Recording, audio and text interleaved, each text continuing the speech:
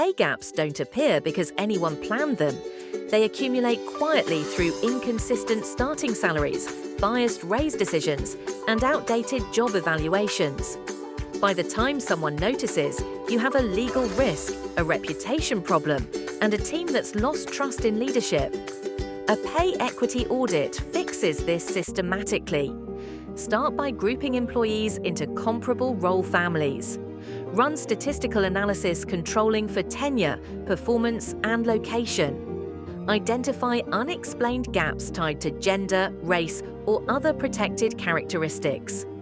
And build a remediation plan with timelines, budget, and clear communication to affected employees.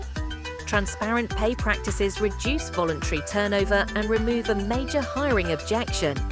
Annual audits catch drift before it becomes a lawsuit. And public commitments, like signing the